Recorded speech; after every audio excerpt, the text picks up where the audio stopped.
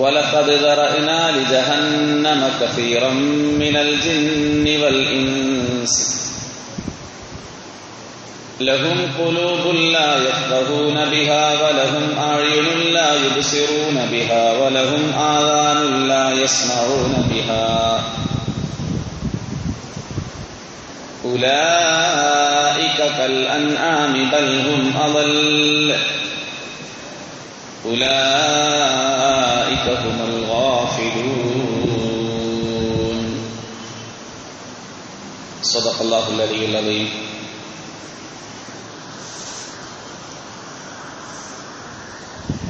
ഏറെ ബഹുമാനവും ആദരവും നിറഞ്ഞ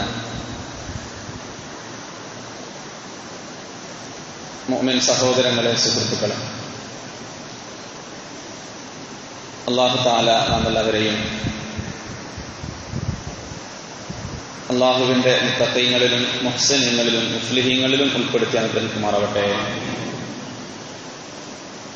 അല്ലാഹു നാം ഏവരുടെയും ശാരീരികമായ അസുഖങ്ങളെയും മാനസികമായ പ്രയാസങ്ങളെയും സാമ്പത്തികമായ ബുദ്ധിമുട്ടുകളെയും മാറ്റി ജീവിതം സന്തോഷത്തിലും റാഹത്തിലും ആഫിയത്തിലും ആക്കി തീർക്കുമാറാവട്ടെ. അല്ലാഹുവേ, ആഫിയത്തോടെ ദുനിയാവിൽ ഒരുപാട് കാലം ജീവിക്കാനും മരിക്കുന്ന സമയം ലാ ഇലാഹ ഇല്ലല്ലാഹ് എന്ന തൗഹീദിന്റെ വാക്യം സന്തോഷത്തോടുകൂടി ചൊല്ലി മരിക്കാൻ തൗഫീഖ് കിട്ടുന്ന മുത്തഖീങ്ങളിൽ അല്ലാഹുവേ, ഈ പാപികളായ നമ്മളെയും നമ്മുടെ നാട്ടുകാരെയും നമ്മുടെ ബന്ധുമിത്രാദികളെയും നമ്മുടെ മാതാപിതാക്കളെയും നമ്മുടെ ഭാര്യാസന്താനങ്ങളെയും എല്ലാവരെയും നീ ഉൾപ്പെടുത്തി അനുഗ്രഹിക്കണേ അല്ലാഹ്. സഹോദരന്മാരെ, സുഹൃത്തുക്കളെ, ജീവിതത്തിന്റെ ആഴത്തെക്കുറിച്ച് നമ്മൾ ആലോചിക്കുമ്പോൾ ജീവിതത്തിന്റെ ഉള്ളറകളിലേക്ക് ഇറങ്ങാനും ആ വിഷയങ്ങൾ മനസ്സിലാക്കാനും നമ്മൾ തയ്യാറാകുമ്പോൾ ചിലപ്പോൾ നമുക്ക് വിശ്വസിക്കാൻ പോലും പറ്റാത്ത കാര്യങ്ങൾ ജീവിതത്തിൽ നമുക്ക് കാണാവുന്നതാണ്. ജീവിതത്തിന്റെ ഓരോ ചലനങ്ങളെയും കൃത്യമായി മനസ്സിലാക്കുകയും ഓരോ നിമിഷങ്ങളെയും സൂക്ഷ്മമായി വിലയിരുത്തുകയും ചെയ്ത പൂർവസൂരികളായ ചില ആരിഫീങ്ങളും ആലിമീങ്ങളും ഉണ്ടായിരുന്നുവെന്ന് നമുക്ക് ഇസ്ലാമിക ചരിത്രത്തിൽ ധാരാളമായി കാണാൻ സാധിക്കുന്നു. അവരുടെ ജീവിതവുമായി നമ്മുടെ ജീവിതം താരതമ്യം ചെയ്യുമ്പോൾ നമ്മുടെ ജീവിതം എവിടെയാണ് നിൽക്കുന്നത് എന്നും അവരുടെ ജീവിതം എവിടെയാണ് നിൽക്കുന്നത് എന്നും നമുക്ക് കൃത്യമായി മനസ്സിലാക്കാൻ സാധിക്കും. അവർ ജീവിച്ചത് ഈ ലോകത്തായിരുന്നു, നമ്മൾ ജീവിക്കുന്നതും ഈ ലോകത്ത് തന്നെയാണ്. സാഹചര്യങ്ങളിലും ചുറ്റുപാടുകളിലും ചില മാറ്റങ്ങൾ ഉണ്ടായി എന്ന കാര്യങ്ങൾ മാറ്റിവെച്ചാൽ മുമ്പുള്ളവർ കണ്ട അതേ ആകാശം തന്നെയാണ് ഇന്നുമുള്ളത്. ചില ഗ്രഹങ്ങളെ കണ്ടെത്തി എന്ന് ശാസ്ത്രകാരന്മാർ പറയുന്നുണ്ടെങ്കിലും നേരത്തെ അത് അവിടെ ഉള്ളതാണ്, കണ്ടെത്തിയത് ഇപ്പോഴാണ് എന്ന് വ്യത്യാസം മാത്രമേ ഉള്ളൂ. ചന്ദ്രനും ഭൂമിയും കടലും പുഴയും കുന്നുകളും മലകളുമെല്ലാം ചെറിയ വ്യത്യാസങ്ങൾ വന്നുവെങ്കിലും അടിസ്ഥാനപരമായി എല്ലാം ഒരേപോലെയാണ് എന്ന് പറയാനുള്ള കാരണം അള്ളാഹുവാണ് അതിന്റെ നിയന്ത്രണാധികാരം ഏറ്റെടുത്തിരിക്കുന്നത് എന്നുള്ളത് കൊണ്ടാണ്. മനുഷ്യനേക്കാൾ എത്രയോ വലിപ്പമുള്ള എത്രയോ വെയിറ്റുള്ള മലകൾ അള്ളാഹു എന്താണോ അവരോട് കൽപ്പിച്ചത് ആ കൽപ്പിച്ച കാര്യങ്ങൾ മാത്രമേ ചെയ്യുന്നുള്ളൂ. ആകാശവും കടലും ഇതേപോലെ തന്നെ. എന്നാൽ ചില കാര്യങ്ങൾ നിയന്ത്രിക്കാനും സ്വന്തമായി ആലോചിക്കാനും അധികാരമുള്ള മനുഷ്യന്മാർ മാത്രം, നമ്മൾ മാത്രം ചെയ്യുന്ന പ്രധാനപ്പെട്ട ഒരു കാര്യമാകുന്നു നന്ദികേട് കാണിക്കുക എന്നുള്ളത്. നന്ദികേട് അത് വലിയൊരു അപരാധമാണ്. അള്ളാഹുവിന്റെ ഹദറത്തിൽ മാത്രമല്ല നമ്മുടെ ജീവിതത്തിൽ തന്നെയും. അതുകൊണ്ടാണ് ചിലപ്പോൾ പറയാറുള്ളത്, ഓനെ എത്രമാത്രം ഞാൻ സാമ്പത്തികമായി സഹായിച്ചിട്ടുണ്ട്, ഇപ്പോൾ അവന് സമ്പത്ത് കൂടി വന്നപ്പോൾ എന്നെ തിരിഞ്ഞു നോക്കുന്നുണ്ടോ, എന്തൊരു നന്ദിയില്ലാത്തവനാണ് എന്ന് പലപ്പോഴും നമ്മളിൽ പെട്ടവരെ പോലും പറഞ്ഞു പോകാറുണ്ട്. അള്ളാഹുവിന് തീരെ ഇഷ്ടമില്ലാത്ത കാര്യമാണ് നന്ദികേട് എന്ന് അള്ളാഹുവിന്റെ റസൂൽ സയ്യിദുനാ ഹബീബുനാ മുസ്തഫ മുഹമ്മദ് റസൂലുള്ളാഹി. നമ്മൾ നന്ദിയുള്ളവരാണോ നന്ദികേട് കാണിക്കുന്നവരാണോ എന്ന് നമുക്ക് സ്വയം തിരിച്ചറിയാൻ ചില അലാമാത്തുകളെയും ചില അടയാളങ്ങളെയും അള്ളാഹുവിന്റെ റസൂൽ നമ്മെ അറിയിക്കുന്നുണ്ട്, നമ്മെ പഠിപ്പിക്കുന്നുണ്ട്. അതുകൊണ്ട് റസൂലുള്ളാഹി സ്വല്ലല്ലാഹു അലൈഹി വസല്ലം തങ്ങൾ നമ്മെ അറിയിച്ചതാണ്, അള്ളാഹു ലോകത്ത് പടച്ച എല്ലാ കാര്യങ്ങളും നിശ്ചിത ഉദ്ദേശത്തോടു കൂടി മാത്രമേ അള്ളാഹു പടച്ചിട്ടുള്ളൂ. ഒന്നും അള്ളാഹു വെറുതെ പടച്ചതല്ല. നാം നിസാരമായിട്ട് കാണുന്ന കല്ലുകൾ പോലും, നിസാര ജീവികളുടെ ഗണത്തിൽ നമ്മൾ എണ്ണുന്ന ഉറുമ്പുകൾ പോലും, കണ്ണുകൊണ്ട് കാണാത്ത വൈറസോ ബാക്ടീരിയയോ ഫംഗസോ എന്തോ ആവട്ടെ, അതുപോലും അള്ളാഹു പടച്ചിരിക്കുന്നത് കൃത്യമായ ഉദ്ദേശങ്ങളോടുകൂടി മാത്രമാകുന്നുവെന്ന് സയ്യിദുനാ ഹബീബുനാ മുസ്തഫ മുഹമ്മദ് റസൂലുള്ളാഹി സ്വല്ലല്ലാഹു അലൈഹി വസല്ലം. അതിൽപ്പെട്ട ഒന്നാണ്, വളരെ സിമ്പിളായ ഒരു കാര്യമാണ്, വളരെ നിസ്സാരമായ കാര്യമാണ് ചെരുപ്പിടുക എന്നുള്ള കാര്യം. നമ്മളെല്ലാവരും ചെരുപ്പ് ധരിക്കുന്നവരാണല്ലോ. ചെരുപ്പിടുക, നമുക്ക് ചെരുപ്പിട്ടുകൊണ്ട് സ്വർഗത്തിലേക്ക് പോകാൻ വേണ്ടി സാധിക്കും. അള്ളാഹു നമ്മളെ എല്ലാവരെയും സ്വർഗത്തിൽ ഉന്നതമായ സ്ഥാനം തന്നുകൊണ്ട് അനുഗ്രഹിക്കുമാറാവട്ടെ. എങ്ങനെയാണ് നമ്മൾ ചെരുപ്പിടേണ്ടത്? ഇത്ര നിസ്സാരമായ കാര്യത്തിൽ പോലും ഇസ്ലാമിൽ വലിയ പാഠമുണ്ടെന്ന് നമ്മൾ മനസ്സിലാക്കേണ്ടതാണ്. ചെരുപ്പിടുന്ന സമയത്ത് ആദ്യം വലത്തെ കാലിൽ ചെരുപ്പിടുക. അങ്ങനെയാണെങ്കിൽ എന്താ ഗുണം? എന്താ? ഇടത്തെ കാലിൽ ചെരുപ്പിട്ടാലും വലത്തെ കാലിൽ ചെരുപ്പിട്ട് നടന്നാലും കിട്ടുന്ന ഭൗതികമായ നേട്ടം എന്താണ്? തുല്യമാണ്, വ്യത്യാസമില്ല. എന്നാൽ സഹോദരന്മാരെ, നമ്മൾ മനസ്സിലാക്കണം, വലത്തെ കാലിൽ ഒരാൾ ചെരുപ്പിടുകയാണെങ്കിൽ കാലിനോടും ചെരുപ്പിനോടും കാണിക്കേണ്ട നന്ദി ഒരാൾ കാണിച്ചുവെന്ന് അള്ളാഹുവിന്റെ റസൂൽ സയ്യിദുനാ മുഹമ്മദ് റസൂലുള്ളാഹി. ഇനി ഇടത്തെ കാല് കൊണ്ട് ആരംഭിച്ചാലോ?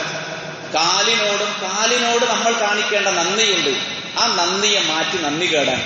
ചെരുപ്പിനോട് നമ്മൾ കാണിക്കേണ്ട നന്ദിയുണ്ട്, ആ നന്ദികേട് ഇടത്തെ കാലുകൊണ്ട് നമ്മൾ തുടങ്ങിയാൽ ഉണ്ടായിത്തീരും. അള്ളാഹു നമ്മളെ കാത്തുരക്ഷിക്കുമാറാവട്ടെ. ഇതിലൂടെ നമുക്ക് പ്രതിഫലം കിട്ടുക.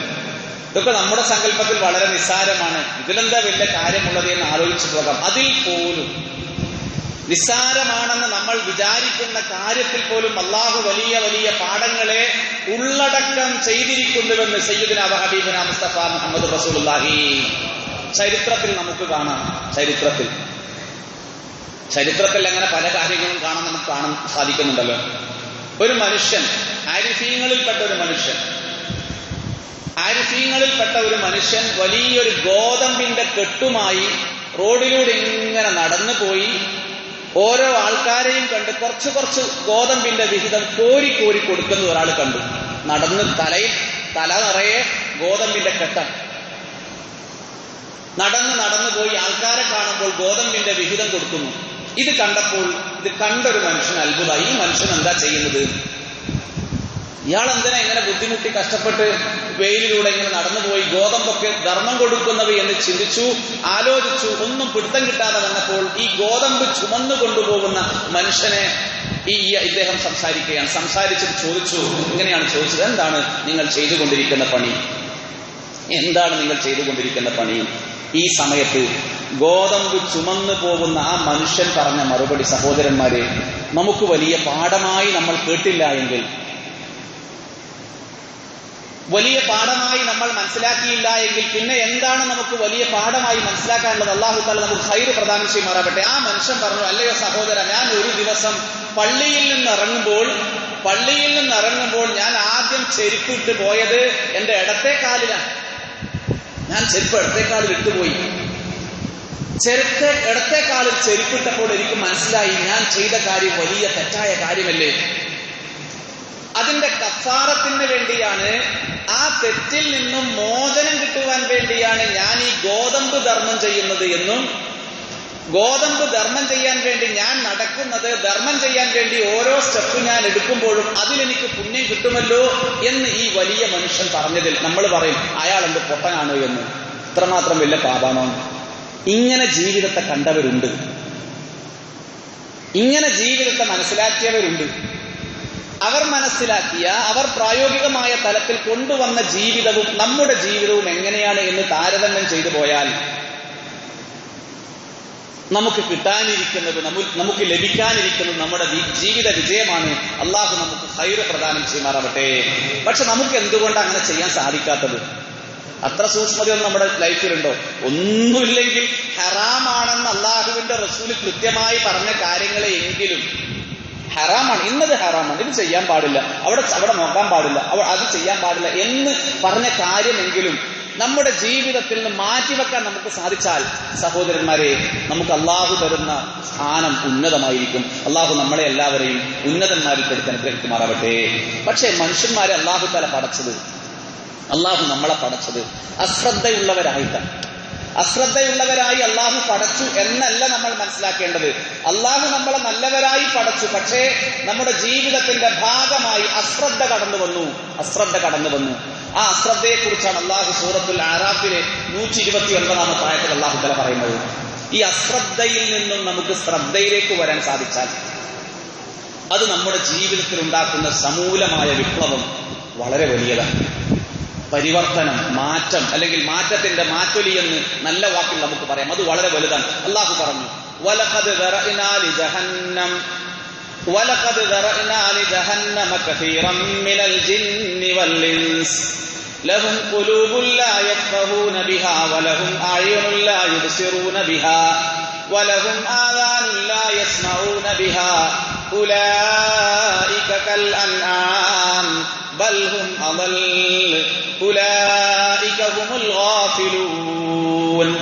അള്ളാഹു ഈ ആയത്തിൽ മനുഷ്യന്മാരെ താരതമ്യം ചെയ്തത് മൃഗസമാനനാണ്. നമ്മൾ കേട്ട ആയത്താണ്, ആ ഭാഗം വിശദീകരിക്കുന്നില്ല. പക്ഷെ ഈ ആയത്തിന്റെ അവസാനത്തിൽ നമ്മൾ കാണാം ഉലൈക ഹുമുൽ ഗാഫിലൂൻ. ചെവിയുണ്ടായിട്ടും ചെവി കൊണ്ട് കേൾക്കേണ്ട കാര്യങ്ങൾ കേൾക്കാത്തവർ, കണ്ണുണ്ടായിട്ടും കണ്ണുകൊണ്ട് കാണേണ്ട കാര്യങ്ങളെ കാണാത്തവർ, തലച്ചോറും ഹൃദയവും ഉണ്ടായിട്ടും എന്താണോ നേരെ ചൊവ്വേ കാര്യങ്ങൾ മനസ്സിലാക്കേണ്ടത് അത് മനസ്സിലാക്കാതിരിക്കുന്നവർ, അള്ളാഹു നമ്മളെ കാത്തുരക്ഷിക്കുമാറാവട്ടെ. അള്ളാഹു പറഞ്ഞു ഉലൈക ഹുമുൽ ഗാഫിലൂൻ. അവർ അശ്രദ്ധയുള്ളവരാണ്. അതുകൊണ്ടാണ് സുബ്ഹ് നമസ്കാരത്തിൽ നമ്മൾ പങ്കെടുക്കുമ്പോൾ പ്രാർത്ഥനയിൽ പറയും അല്ലാഹുമ്മ ജഅൽ സബാഹനാ ഹാദാ സബാഹ സാലിഹീൻ. അങ്ങനെ പറഞ്ഞിട്ട് അല്ലാഹുമ്മ നബ്ബിഹിനാ അൻ നൗമത്തിൽ ഗാഫിലീൻ, അല്ലാഹുമ്മ നബ്ബിഹിനാ അൻ നൗമത്തിൽ ഗാഫിലീൻ. അല്ലാഹുവേ, അശ്രദ്ധയുള്ളവരെ തൊട്ട് നമ്മളെ നീ കാത്തു രക്ഷിക്കണമേ. അശ്രദ്ധയിൽ പെട്ടുപോകുന്ന അവസ്ഥ ഇസ്ലാമിന്റെ വീക്ഷണത്തിലും സങ്കല്പത്തിലും അത് വലിയൊരവസ്ഥയാണ്. അതുകൊണ്ട് അതിൽ നിന്ന് മാറാൻ നമ്മൾ ശ്രദ്ധിക്കണം. മാത്രമല്ല, ഒന്നുകൂടി പറയാം, ളുഹ്ർ ജുമുഅക്ക് വേണ്ടി ബാങ്ക് കൊടുത്തിട്ട് സമയം കുറേ സമയം, ഏകദേശം 3/4 മണിക്കൂറോളായി. ഈ സമയത്തും പള്ളിയുടെ പുറത്തു നിന്നോ വരാന്തയിൽ നിന്നോ സംസാരിക്കുന്നവർ, അല്ലെങ്കിൽ വീട്ടിൽ നിന്ന് സംസാരിക്കുന്നവർ, അവർ ചെയ്യുന്ന പാപം ഒരു പാപമല്ല, 2 പാപം. ഒന്നല്ല, 2 പാപം. എന്തേ പാപം എന്നറിയോ? ഒന്ന്, ജുമാന്റെ ബാങ്ക് കേട്ട ഉടനെ പള്ളിയിലേക്ക് ഓടി വരണം എന്ന ഇസ്ലാമിന്റെ പാപം കൽപ്പന. എന്ന് പറഞ്ഞാൽ ധൃതിയിൽ വരിക എന്നാണ്. ധൃതിയിൽ വരിക. ഒന്ന്, ബാങ്ക് കേട്ടിട്ടും അവർ വന്നില്ല എന്നൊരു തെറ്റ്. ബാങ്ക് കേട്ടിട്ടും വന്നില്ല എന്നുള്ളൊരു തെറ്റ്. രണ്ടാമത്തെ തെറ്റെന്താ? ഈ പുണ്യമായ സമയത്ത് വേണ്ട ആവശ്യമില്ലാത്ത വർത്തമാനങ്ങളിൽ ഇടപെട്ടു എന്നുള്ളത് വേറൊരു തെറ്റാണ്. അള്ളാഹു നമ്മളെ കാത്തുരക്ഷിക്കുമാറാവട്ടെ. ഇപ്പൊ ഹൗദൻ കരക്കിലോ മറ്റോ ഉള്ളവര് നിങ്ങളെക്കുറിച്ചാ പറയുന്നത് തെറ്റിദ്ധരിച്ച് പോകാൻ പാടില്ല. ഞാൻ വസ്തുത പറയുകയാണ്. നാം ശ്രദ്ധിക്കേണ്ട കാര്യം, ജുമുഅക്ക് വേണ്ടി ബാങ്ക് കൊടുത്തു കഴിഞ്ഞാൽ അള്ളാഹുവിന്റെ റസൂൽ സല്ലല്ലാഹു അലൈഹി വസല്ലം എന്ന് പറഞ്ഞു, ഒന്ന്, അനാവശ്യമായ സംസാരത്തിൽ ഏർപ്പെട്ടു എന്ന കുറ്റവും, നേരത്തെ ധൃതിയിൽ വരാൻ വേണ്ടി പറഞ്ഞിട്ട് അതിൽ നിന്ന് മാറി നിന്ന കുറ്റവും, 2 കുറ്റം ഒരാൾക്കുണ്ടാകുമെന്ന് സയ്യിദുനാ വഹബീബുനാ മുസ്തഫ മുഹമ്മദ് റസൂലുള്ളാഹി സ്വല്ലല്ലാഹു അലൈഹി വസല്ലം. ഒന്നുകൂടി ഞാൻ പറയാം. ഇന്ന് ലോകത്ത് കാണുന്ന വലിയൊരു പ്രശ്നമാണല്ലോ, വലിയ പ്രശ്നമാണല്ലോ മരങ്ങളൊക്കെ മുറിച്ച് കളയുന്നു എന്നുള്ളത്. മരങ്ങൾ, ഒരു കൊച്ചു ചെടി വളർന്നു വരുമ്പോൾ അതിന്റെ ഇളം തളിര് നാം മുറിച്ചു മാറ്റുന്നത് പോലും, ആവശ്യമില്ലാതെ മുറിച്ചു മാറ്റുന്നത് പോലും ഇസ്ലാമിന്റെ സങ്കല്പത്തിൽ തെറ്റാണ്. ഞാൻ പറയുന്ന കാര്യം അതേ സെൻസിൽ തന്നെ കേൾക്കുന്നുണ്ടാകുമെന്ന് വിചാരിക്കുകയാണ്. ശരിയായ കാരണമില്ലാതെ ഒരു മരത്തിന്റെ കൊമ്പ് ഒരാൾ മുറിച്ചു കഴിഞ്ഞാൽ കാരണം ഉണ്ടെങ്കിൽ മുറിക്കാം, കാരണം ഉണ്ടെങ്കിൽ മുറിക്കാം, ഇല്ലെങ്കിൽ വെറുതെ മുറിച്ചു കളയുന്ന ഒരാൾ. അങ്ങനെ മുറിച്ചു കളയുകയാണെങ്കിൽ അള്ളാഹു ആ മരത്തെ എന്തിനു വേണ്ടിയാണോ സൃഷ്ടിച്ചത്, ആ സൃഷ്ടിച്ചതിനോട് നന്ദികേട് കാണിക്കുന്ന ആളായി മാറി ആ കൊമ്പ് മുറിച്ചു മാറ്റിയ ആള്. നമുക്ക് വിശ്വസിക്കാൻ ഇത്തിരി പ്രയാസമുണ്ടല്ലേ? ഈ മൂലാർക്ക് എന്താ പറയുന്നത് തോന്നുന്നുണ്ടോ നിങ്ങൾക്ക്? അങ്ങനെ തോന്നുന്നെങ്കിൽ ആ തോന്നുന്നതിന് എന്നെ ഉത്തരവാദിയായി നിങ്ങൾ കണ്ടാൽ മതി. അള്ളാഹു നമുക്ക് നാഫിയായ ഇൽമിനെയും ആ ഇൽമ് പ്രകാരം അമൽ ചെയ്യാനുള്ള സൗഭാഗ്യത്തെയും അള്ളാഹു നൽകി അനുഗ്രഹിക്കുമാറാവട്ടെ. ആ മരത്തിന് അള്ളാഹു താല എന്തിനാ പടച്ചത്? ആ മരത്തിനെ അള്ളാഹു താല പടച്ചത്